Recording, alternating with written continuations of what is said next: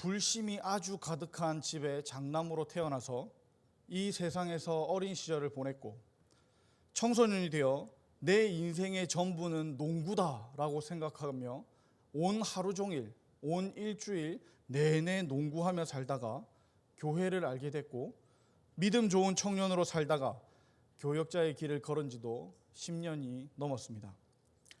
저는 제 인생에서 첫 번째 설교를 아직도 기억합니다. 고린도후서 5장 17절의 말씀으로 새 것이 되었다 하는 초등부 설교였습니다. 이전에 어떻게 살았든지 어떤 일을 했든지 예수님 안에 있으면 새로운 피조물이 되어 새롭게 되어 이제 새로워진다는 내용이었습니다. 그렇게 첫 설교를 하고 주일이 지났고 다시 학업을 위해 고신대학교로 올라갔었습니다. 그리고 이틀 뒤에 전화 한 통을 받았습니다. 초등부의 한 친구가 교통사고가 나서 병원에 입원했다는 내용이었습니다. 그리고는 좀 와봐야 할 것 같다는 말을 하시고는 전화를 그냥 끊는 거였습니다. 남은 수업은 뒤로 하고 일단 병원으로 달려갔습니다. 도착해 보니 상황은 생각했던 것보다 조금 더 심각했습니다. 10시간이 넘는 수술 중에 그 친구는 결국 다시 돌아오지 못했습니다. 이 사건 이후에 저는 목회를 하지 말아야겠구나 하고 생각을 했었습니다.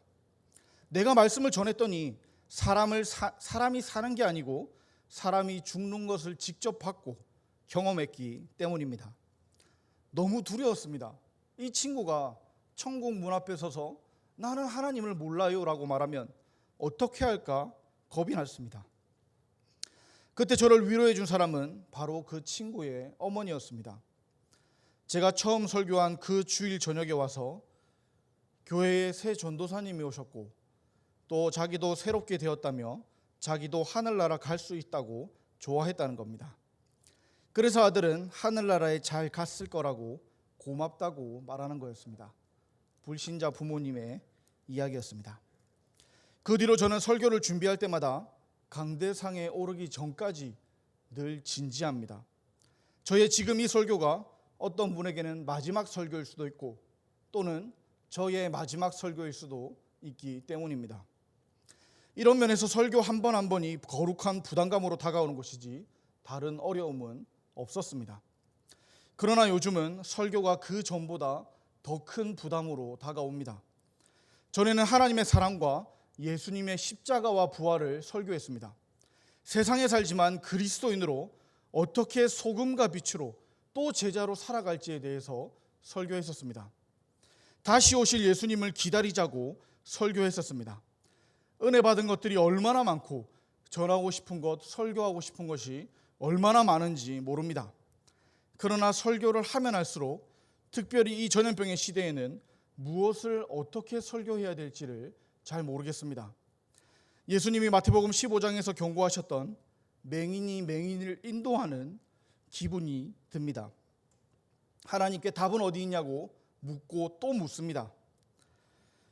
정부의 방역 지침을 교회 탄압으로 받아들이고 머리에 붉은 띠를 띠고 싸우러 나가야 하는지 아니면 정부와 이웃을 도와서 생활 방역에 힘써 동참해야 하는지 뭐가 맞는지 저도 헷갈립니다. 저도 답을 모르겠습니다. 그래서 하나님께 저는 어떻게 해야 되고 뭐라고 설교해야 되는지를 늘 묻습니다. 저의 질문에 하나님은 이렇게 답하시는 것 같습니다. 하나님은 선하시다. 하나님은 선하시다 말씀하십니다. 맞죠? 하나님은 선하십니다. 그러나 우리는 불안합니다. 하나님은 선하시지만 나는 선하지 않고 세상은 선하지 않기 때문입니다. 어떤 말을 하면 동의하는 사람들은 박수치고 좋아합니다. 그 말이 옳다고 신나합니다. 그러나 반대편 사람들은 칼을 갑니다. 또 어떤 사람들은 그 가른 칼을 들고 쫓아오려고 합니다.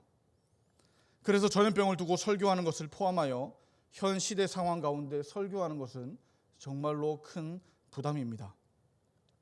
그러나 저만 그렇겠습니까? 여러분도 이 전염병의 시대에 굉장히 혼란스러울 거로 생각합니다. 전염병이 아니더라도 우리는 우리가 사는 시대 그리고 이 세상에서 사는 것 쉽지 않습니다. 하늘나라 백성들이 이 땅에 사는 건데 어떻게 쉬울 수가 있겠습니까? 이 땅에서 살아가는 이 땅에서 살아가는데 세상 사람들이 보기에 정상으로 보인다면 그리스도인이 아닙니다. 반대로 이 땅에서 그리스도인으로 살아가려면 비정상처럼 보입니다. 최근에 교회를 욕하는 사람들을 정말 많이 봅니다. 한편으로 마음이 굉장히 아프지만 또 사실 어떻게 보면 그리 마음이 아프지는 않습니다. 생각해 볼까요? 가만히 있는 세상 사람들을 먼저 욕했던 사람들이 누구입니까? 바로 저와 여러분 아닙니까? 나름대로 최선을 다해 살아가는 사람들을 향해서 너는 죄인이니 회개하고 구원을 받으라고 했습니다. 인생은 그렇게 사는 게 아니라 창조주 하나님을 찬양하며 사는 거라고 얼마나 못 살게 했습니까? 회개하지 않으면 영원히 벌받는 지옥에 가게 될 것이라고 목소리 높였었습니다. 그런 우리를 향해 욕하는 것, 어떤 의미에서는 우리가 먼저 시비를 걸었다고 볼 수 있지 않겠습니까? 물론 우리는 지옥으로 달려가는 그 영혼들을 불쌍히 여겨서 걸었던 사랑의 시비, 거룩의 시비이지만 말입니다. 그래서 이제 교회를 욕하는 사람들을 담담히 바라봅니다. 전 같으면 이 사람들을 전도해야겠다고 생각했겠지만 요즘은 조금 다릅니다. 더 중요한 사람들이 눈에 들어옵니다. 바로 이들의 공격을 받는 우리 교회 식구들이죠. 믿음의 공동체가 눈에 들어옵니다. 이 사람들의 욕을 어떻게 받아들이고 그것을 어떻게 견뎌낼 수 있을까? 그런 고민들이 참 많습니다. 그러니 더욱 말씀과 씨름하며 하나님의 뜻을 찾고 또 전해야 한다고 생각하며 준비했습니다. 이 설교의 출발점은 바로 이 질문입니다. 이 전염병의 시대에 우리는 어떻게 예배해야 할까요? 1번, 예배를 목숨같이 지키며 예배를 위해 진짜 목숨을 건다. 2번, 이웃 사랑의 실천과 불신자의 구원을 위해 우리가 한 발 양보한다. 여러분은 몇 번이라고 생각하십니까? 답을 내리셨습니까? 저는 답을 정했습니다. 그러나 계속 바뀝니다. 우리는 답하기 전에 하나님의 뜻은 무엇일까 생각해야 합니다. 하나님의 뜻은 무엇이겠습니까? 하나님의 뜻은 하나님은 선하시다라는 겁니다. 아멘이 없군요. 동문서답 같은 답처럼 들릴 수도 있겠지만 이것이야말로 우문현답이라 생각합니다. 정말로 그런지 오늘 말씀을 통해 하나님이 진짜 원하시는 답을 같이 찾아보기를 바랍니다. 오늘 본문 레위기 1장 1절부터 2절을 제가 다시 한번 읽도록 하겠습니다. 여호와께서 회막에서 모세를 부르시고 그에게 말씀하여 이르시되 이스라엘 자손에게 말하여 이르라. 너희 중에 누구든지 여호와께 예물을 드리려거든 가축 중에서 소나 양으로 예물을 드릴지니라. 예, 맞습니다. 예배, 즉 제사에 관해서 말씀하시는 본문은 아닙니다. 예물에 관한 말씀이시죠. 그러나 어떠한 예물을 가지고 나와서 제사를 해야 하는지를 살펴보면 우리가 고민하는 예배에 대한 답도 얻을 수 있을 겁니다. 하나님은 모세에게 예물을 드릴 때 무엇을 드리라고 말씀하십니까? 소나 양입니다. 역시 하나님은 뭘 좀 아시는 것 같지 않습니까? 소고기. 저도 소고기 정말 좋아합니다. 우리나라에서는 별로 인기가 없지만 양고기는 세계적으로 엄청나게 인기가 있는 고기죠. 그런데 제사를 드릴 때마다 소를 잡는 건 조금 무리가 있습니다. 혹시 매주 소고기 사 드시는 분 계십니까? 잘 없습니다. 비싸죠. 그런데 단순히 소고기를 사 먹는 정도가 아니라 소 한 마리를 예물로 바치라고 말씀하십니다. 우리가 기억해야 할 것 중에 하나는 이스라엘 백성들이 예배 드릴 때 빈손으로 나가지 않았다는 겁니다. 항상 제물을 가지고 갔는데 오늘 본문에서는 소의 번제에 대해서 말씀하고 있습니다. 평균적으로 한 가정에 소가 몇 마리나 있었을까요? 욥의 경우에는 소 1000마리가 있었다고 말하지만 그는 굉장한 부자였습니다. 일반적으로 소는 그 가정의 재산 목록 1호였을 겁니다. 그런데 하나님은 소를 제물로 가지고 오라 말씀하십니다. 그것도 그냥 소가 아니죠. 흠 없는 수컷으로 가지고 오라 말씀하십니다. 이러면 사람들이 이렇게 오해할 수 있습니다. 왜 하나님은 그 비싼 소를 바치라 하실까? 역시 하나님은 욕심쟁이라 비싼 것을 좋아하시는가 보다. 이와 비슷하게 요즘 세상 사람들도 교회가 돈 때문에 예배하려고 한다라고 말하는 것 아닙니까? 그러나 이런 것들은 사실이 아닙니다. 오늘 본문은 아니지만 10절을 한번 볼까요? 2절 끝에도 나와 있지만 10절에는 예물이 양일 때를 설명합니다. 14절은 어떻습니까? 14절에는 예물이 새일 때를 설명합니다. 그리고 2장에 가서 보면 이번에는 고기도 아니고 예물이 소제, 즉 곡식일 때를 이야기합니다. 그러니 정리해보면 제사의 종류, 즉 예물의 종류는 하나님이 그렇게 큰 관심을 가지는 부분이 아니라는 겁니다.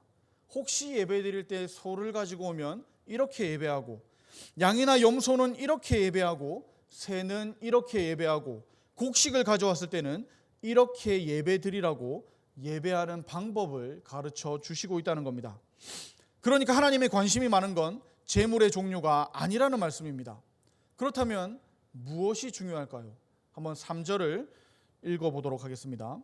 그 예물이 소의 번제이면 흠없는 수컷으로 회막문에서 여호와 앞에 기쁘시게 받으시도록 드릴지니라. 찾으셨습니까? 하나님은 흠이 없는 소를 드리라고 말씀하십니다. 만약 하나님이 소를 정말 제일 좋아하셨다면 어떤 수를 써서라도 최상급의 소를 드려야 하는 것이 맞지 않겠습니까? 한우, 특, A, 플러스 얼마나 좋습니까? 그러나 최고의 소를 드려도 하나님께서 싫어하시는 예배도 있다는 겁니다. 사무엘상 15장 사울의 제사가 그렇습니다. 하나님은 사울에게 아말렉을 진멸하라고 말씀하시죠. 그러나 사울은 자기 생각대로 했습니다. 사무엘상 15장 20절과 21절을 통해 사울의 변명을 한번 들어보겠습니다.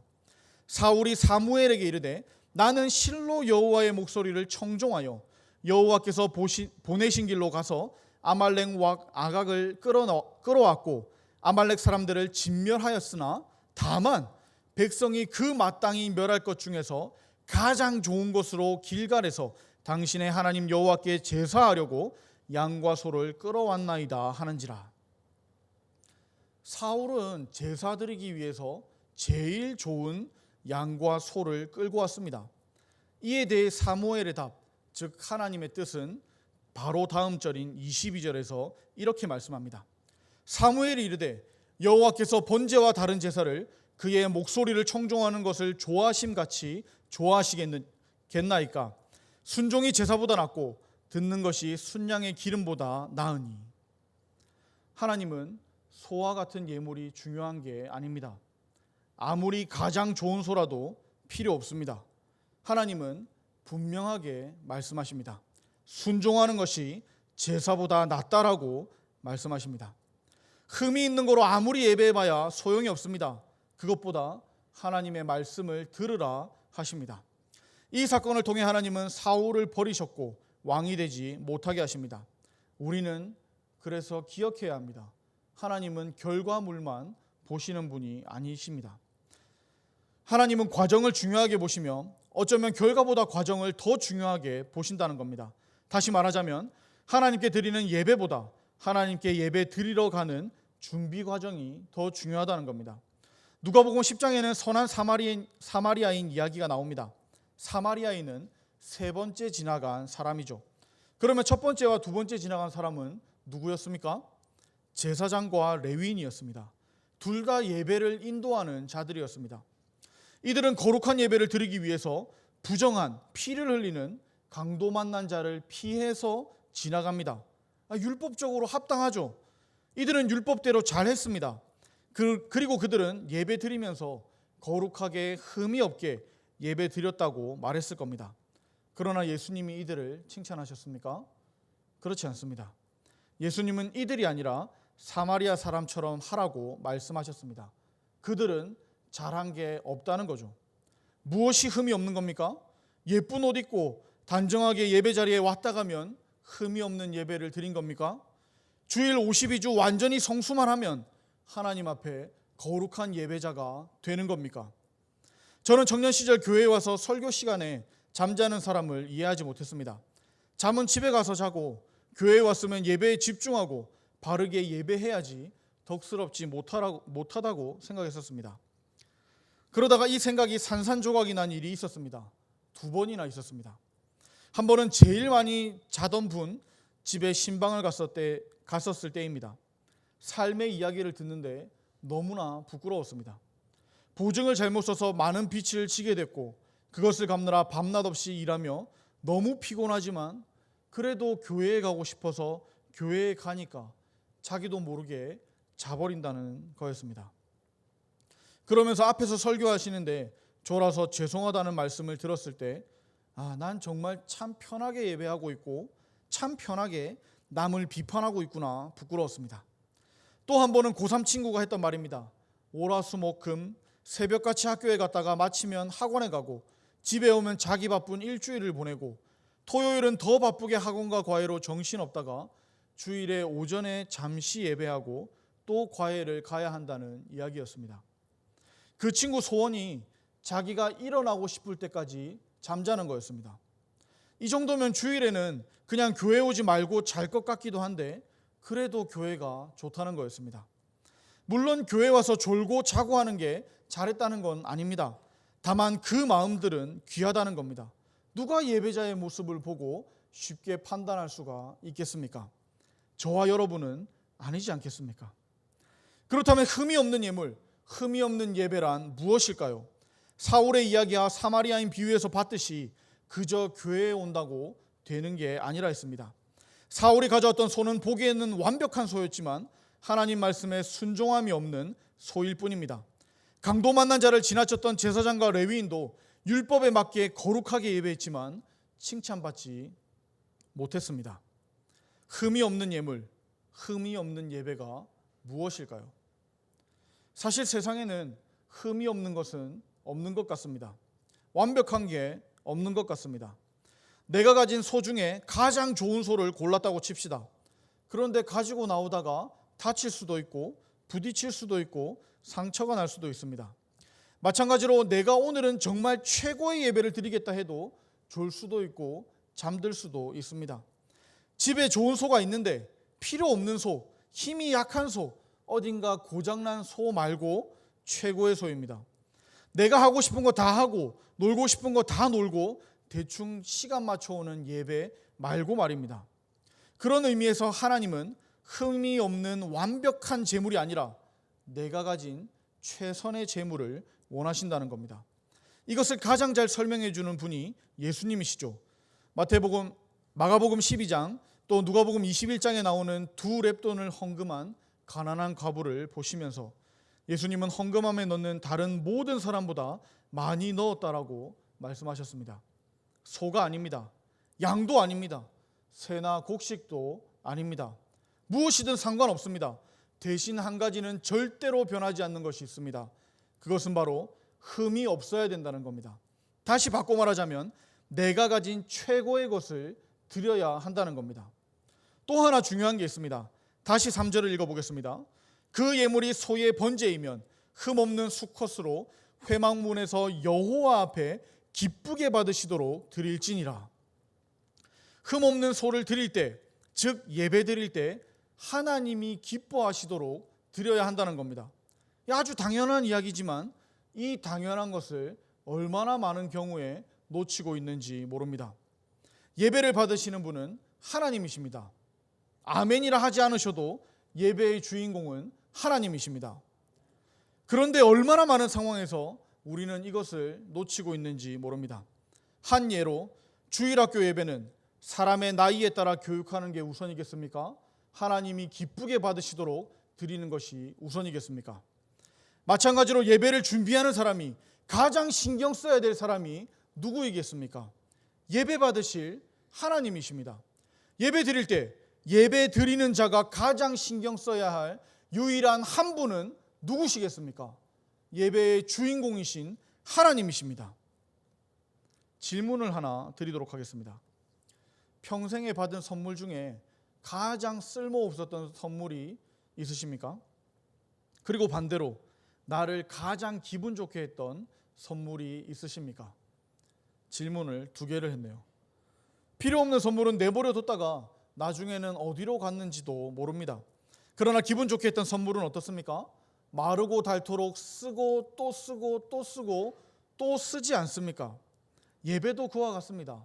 하나님이 기쁘시게 받으시는 예배가 있다는 겁니다. 그 중에 하나가 창세기 22장에 아브라함이 드렸던 예배라고 생각합니다. 1절과 2절만 제가 읽도록 하겠습니다. 그 일 후에 하나님이 아브라함을 시험하시려고 그를 부르시되 아브라함아 하시니 그가 이르되 내가 여기 있나이다.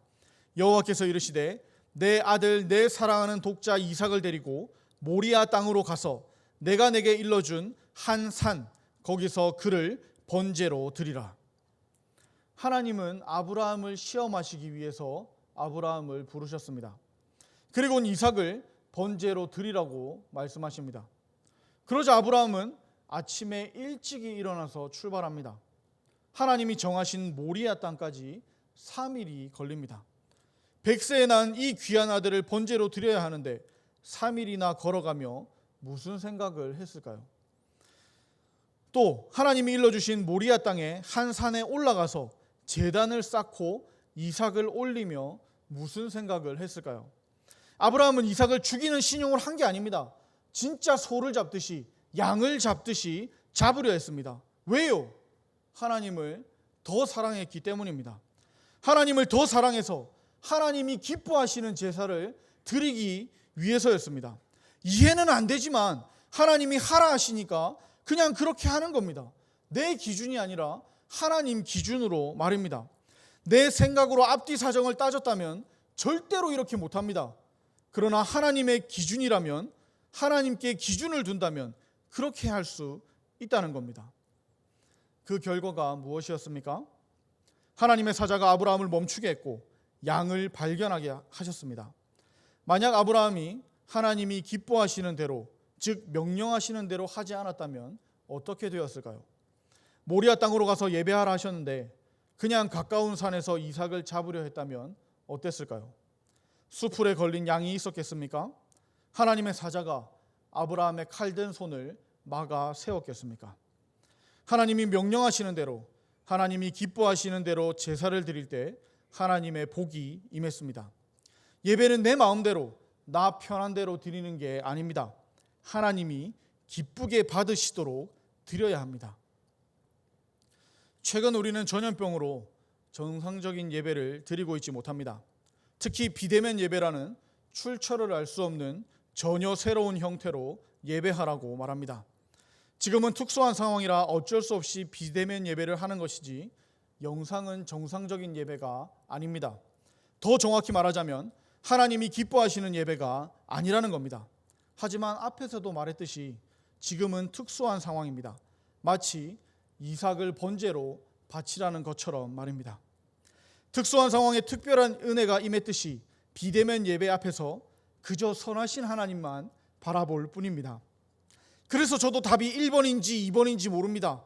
다만 제가 아는 유일한 답은 하나님은 선하시다라는 겁니다. 언제 또 교회에 와서 예배드리는 이 예배가 중단될지 모르겠습니다. 만약 예배가 또 멈춘다면 이번에는 행정명령 정도가 아니라 진짜 전염병으로 초토화되는 상황이겠죠. 그러나 그런 상황이 오더라도 우리는 믿음으로 대답할 수 있습니다. 하나님은 선하시다라는 그 답을 대답할 수 있습니다. 그렇지만 그렇게 되지 않고 우리의 신앙생활이 어려움 당하지 않도록 선하신 하나님께 기도하고 또 기도할 뿐입니다. 우리가 말하는 정상적인 예배를 드리든지 그들이 말하는 비대면 예배를 드리든지 하나님 뜻대로 예배 드려야 합니다. 하나님의 뜻이 무엇이었습니까? 예배 드릴 때 흠없는 예물, 즉 최선의 예물을 드려야 합니다. 그리고 최선의 예배를 드릴 때 내 기준이 아니라 하나님이 기쁘시게 드려야 합니다.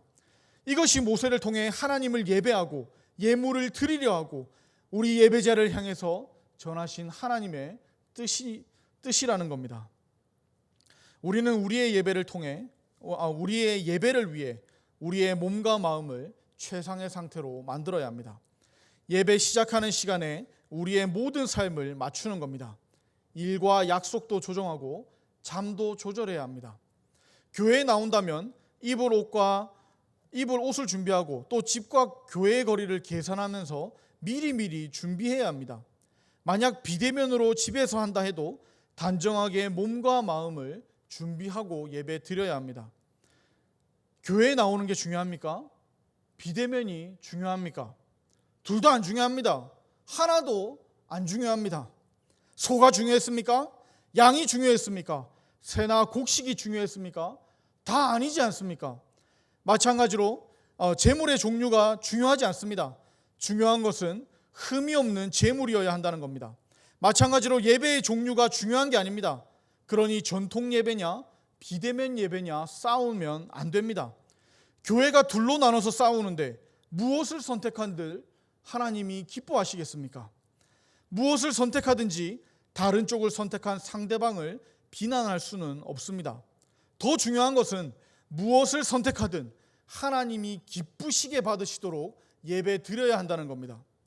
예배를 받으시는 하나님의 마음이 중요하고 하나님 마음이 더 중요하고 하나님의 마음이 제일 중요합니다. 그렇게 예배에 나의 삶 전부를 맞추는 삶이야말로 로마서 12장 1절에서 말씀하시는 예배입니다. 우리 한번 로마서 12장 1절을 함께 읽도록 하겠습니다. 시작. 그러므로 형제들아 내가 하나님의 모든 자비하심으로 너희를 권하노니 너희 몸을 하나님이 기뻐하시는 거룩한 산 제물로 드리라. 이는 너희가 드릴 영적 예배니라. 아멘. 우리가 어떤 예배를 드려야 합니까? 여러분은 어떤 예배를 드리고 싶습니까? 전통적인 예배로 교회에 와서 드리는 예배입니까? 아니면 상황에 맞고 몸도 편한 비대면 예배입니까? 그것도 아니면 어떤 상황과 환경이든지 어떤 예배를 하든지 하나님께서 기쁘게 받으실 영적 예배입니까? 오늘 본문의 마지막 절인 9절 하반절은 이렇게 말씀합니다. 그 전부를 제단 위에 불살라 번제를 드릴지니 이는 화제라 여호와께 향기로운 냄새니라 말씀합니다. 예배를 위해 소를 준비하셨습니까? 그 전부를 불살라 번제로 드리는 겁니다. 예배를 위해 양을 준비하셨습니까? 13절에도 똑같이 그 전부를 드리는 겁니다. 예배를 위해 새를 준비하셨습니까? 예배를 위해 소제를 준비하셨습니까? 똑같습니다. 불살라 전부를 드리는 겁니다. 교회에 나오셨습니까? 여러분 몸을 하나님이 기뻐하시는 거룩한 산 제물로 전부를 드리시기 바랍니다. 영상으로 예배에 참여하고 계십니까?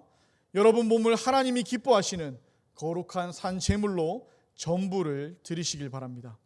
이것이 하나님께 향기로운 냄새, 하나님이 기뻐하시는 예배, 우리가 마땅히 드려야 할 영적 예배입니다. 이렇게 우리가 하나님을 찾고 하나님을 예배하고 하나님을 기쁘시게 해드린다면 어떻게 되겠습니까? 상상만 해도 신나지 않습니까? 하나님은 선하시며 우리보다 우리를 더 많이 사랑하시는 분이시지 않습니까? 하나님이 우리를 피하실 이유가 전혀 없습니다. 오히려 도망가는 우리를 끝까지 쫓아오시는 분이십니다. 쫓아오셔서 우리에게 약속하신 하늘의 복과 땅의 복을 우리에게 넘치게 부어주시기를 원하시는 분이십니다. 우리가 받을 준비가 되어 있다면 하나님의 능력이, 하나님의 성령이, 하나님의 사랑이 우리에게 임하지 않겠습니까? 저는 언제나 선하신 하나님을 기대합니다. 그리고 하나님의 선하심이 이 땅 가운데 임하기를 기대합니다. 하나님은 태초부터 준비가 다 끝나셨습니다. 이제는 우리가 준비될 때입니다. 저는 스스로도 준비하고 또 가족과 함께 열심히 준비하겠습니다. 여러분도 스스로 또 가족과 함께 그리고 교회와 함께 준비되어서 하나님의 복이 가득하기를 축복합니다. 우리 함께 말씀을 기억하며 기도하도록 하겠습니다.